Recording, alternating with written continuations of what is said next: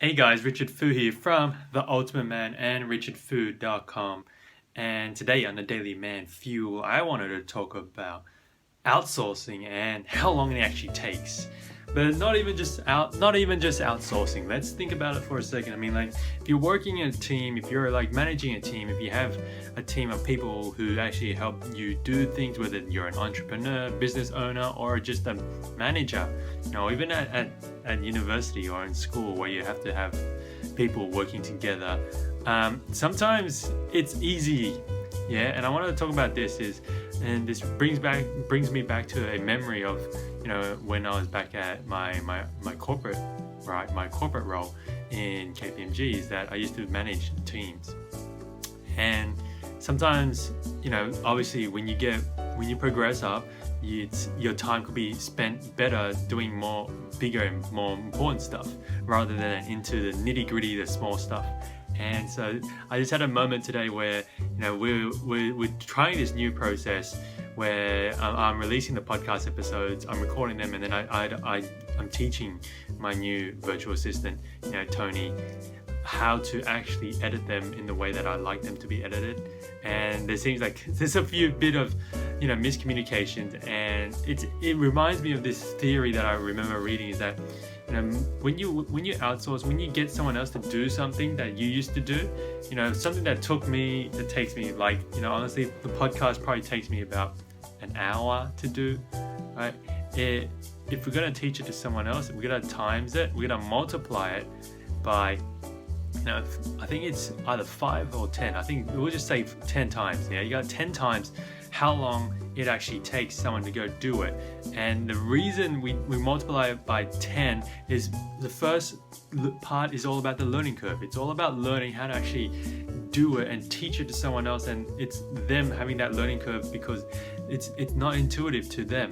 They don't understand what's going up in here in my mind on how I want to make it look good, how I want to do it in a certain way.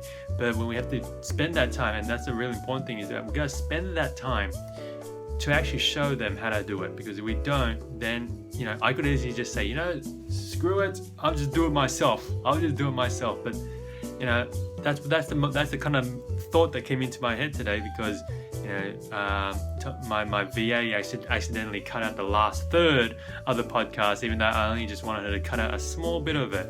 But this is part of the journey, guys. It's part of learning how to actually be able to hand that stuff off. Because if you don't, imagine I continue doing the podcast editing for an hour each week. Yeah, instead of that, what if I could actually spend the first part teaching my VA how to do it, so then later on, over a whole year, instead of spending 52 hours, maybe I'm spending only 15 hours, right? I'm getting all that time. I'm getting that, 37 hours back.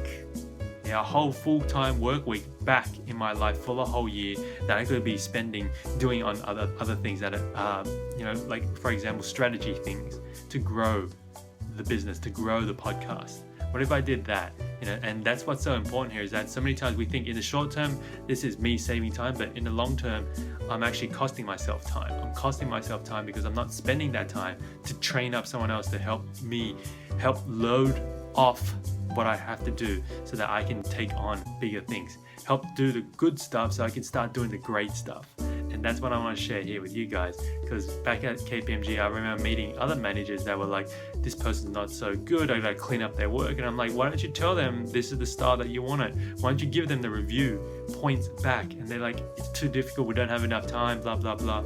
And then it just repeats itself over and over and over again as they go from one client to another, and to another.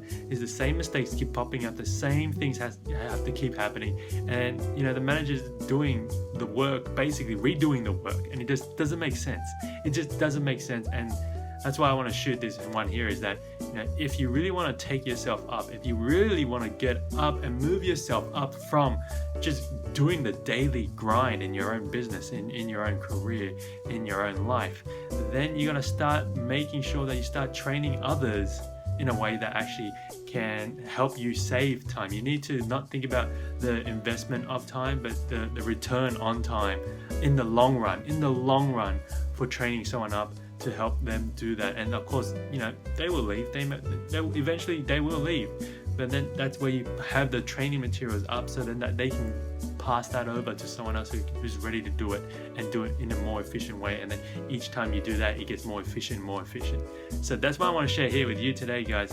I hope you enjoyed this. I hope you take something away from this. And question of the day is, what are you going to do to expand your life, to expand yourself more, and to just have the ability to let go of control for requiring others to do it for you, right? Or to do it for you to do it yourself. What are you going to do? What could you let go of today that could be done by someone else? Have a think. I'd like to know.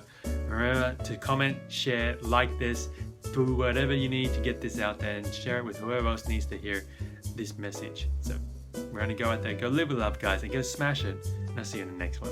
Thanks. Bye. If you're a B or C player, if you're a 36 player, if you're number 46, right? You don't have to be number one. You don't have to be number one in the business. If you're better at supporting other people, then be it. Right? Go play to your strengths. Go be what it is that you're really meant